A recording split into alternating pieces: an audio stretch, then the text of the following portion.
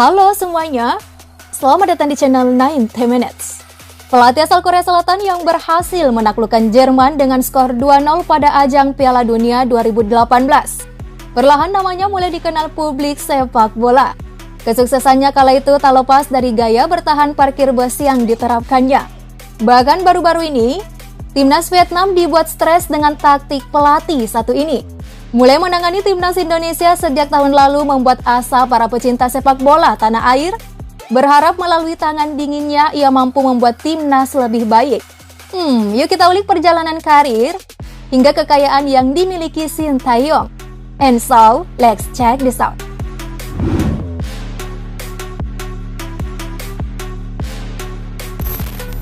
Sebelum resmi terjun ke dunia kepelatihan, pria yang lahir pada 11 Oktober 1970 di Yeongdeuk Gambuk ini mengawali karirnya menjadi seorang pemain. Semasa aktif bermain tercatat Shin Tae-yong hanya membela 2 klub, di antaranya Seongnam FC dan Queensland Roar FC. Perjalanan karirnya tentu saja tak mudah. Ia harus bekerja ekstra keras demi mencapai apa yang ia inginkan. Sebelum terjun menjadi pesepak bola profesional, ia awalnya bergabung bersama Akademi Yungnam University. 3 tahun menimba ilmu di sana, perlahan Shin Tae-yong menunjukkan permainan yang cukup impresif. Dan hal itu juga kemudian mengantarkannya menuju Seongnam FC di tahun 1992.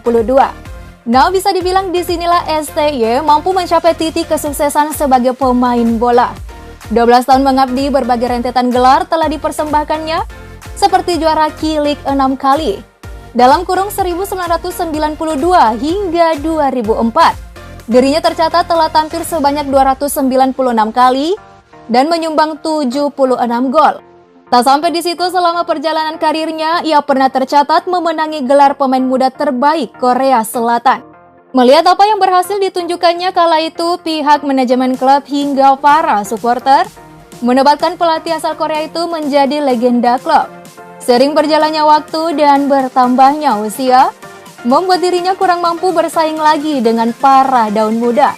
Alhasil, di usianya menginjak 35 tahun, ia pun hijrah menuju Liga Australia dan bergabung bersama Queensland Roar FC. Faktor usia memang sulit berbohong.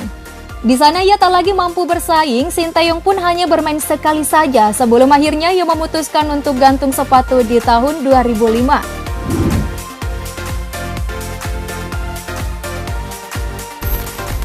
Pasca ia pensiun sebagai pesepak bola, dirinya tak hanya berdiam diri di rumah, menikmati hasilnya sebagai pemain, melainkan Shin Tae-yong memilih untuk berkarir di lapangan hijau sebagai pelatih, yang dimana ia memulai itu semua sebagai asisten Myron Bleiberg di Queensland Roar FC. Merasa sudah cukup menimba ilmu kepelatihan selama 3 tahun, akhirnya ia kembali ke Korea Selatan lantaran mendapat sodoran kontrak sebagai pelatih sementara mantan klubnya, Seongnam FC.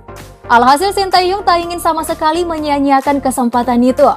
Melakoni sebagai juru taktik kepala di mantan klubnya, ia tak merasa begitu terbebani. Dalam 8 laga, Shin Tae-yong berhasil mempersembahkan 4 kemenangan, sekali imbang dan 3 kali kalah. Pada 18 Februari 2010, Seongnam FC akhirnya memperkenalkan Shin Tae-yong sebagai pelatih tetap. Namun catatan yang dimiliki Shin Tae-yong tak terlalu istimewa.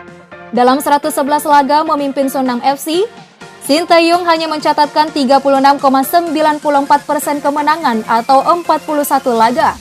Meski demikian, STY berhasil mempersembahkan gelar Liga Champions Asia untuk Seongnam pada 2010. Setahun kemudian giliran Piala Korea yang diboyong Shin Tae-yong untuk klub yang membesarkan namanya.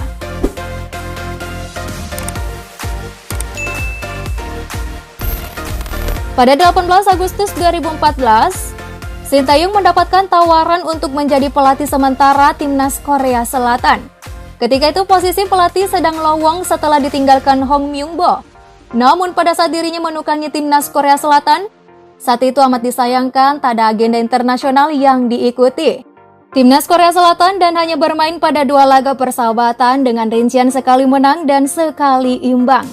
Ia pun terpaksa harus digantikan Julius Tilley.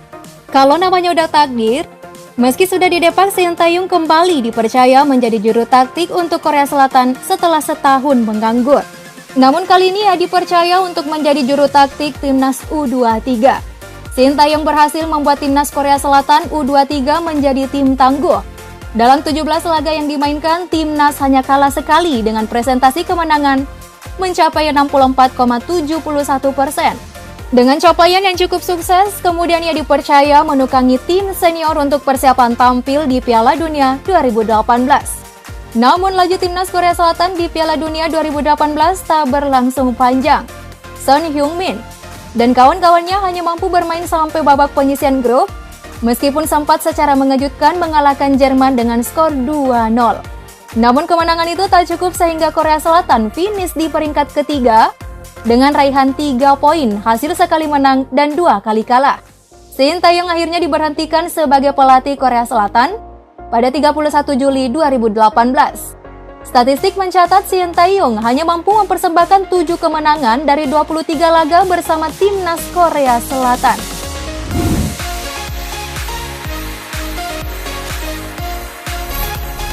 Di sisi lain, PSSI memutuskan untuk mencari pelatih baru kala itu.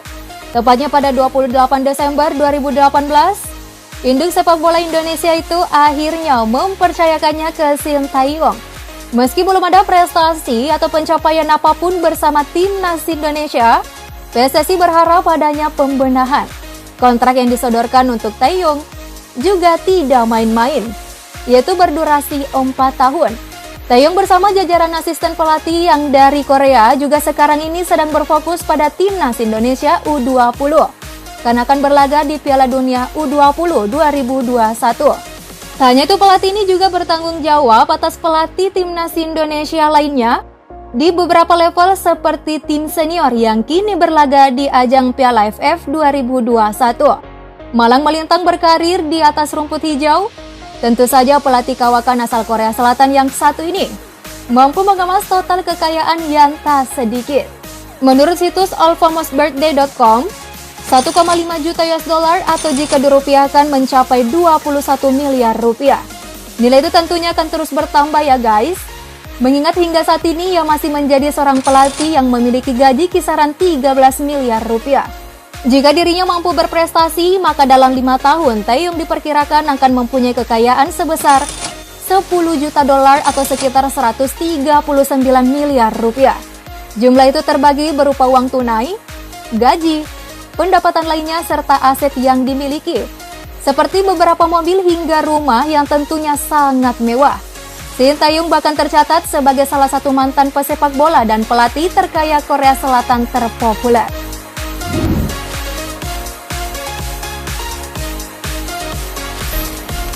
Semenjak dipercaya menukangi skuad Garuda, kehidupan pribadi pelatih asal Korea ini kian disorot media. Salah satu sasarannya yakni istri cantiknya, bernama Chae Yong-jo. Mereka resmi menikah pada April 1995, hingga kemudian dianugerahi 2 anak laki-laki bernama Shin Jae-won dan Shin Jae-hyuk. 2 anak juru latih asal Korea Selatan itu juga mengikuti jejak sang ayah. Meski sudah melahirkan 2 anak, Chae Yong-jo masih tampak awet muda. Selain itu, ia pun kerap datang ke stadion, sebuah hal yang wajar karena dia harus mendukung suaminya yang berprofesi sebagai pelatih. Itulah tadi perjalanan karir sang juru taktik Indonesia. Semoga Sintayong mampu membuat Indonesia menjadi macan Asia yang kerap kali disegani oleh tim-tim lain. Nah, gimana nih menurut kalian? Apakah yang mampu melakukannya? Mari tinggalkan komentar and see you next time.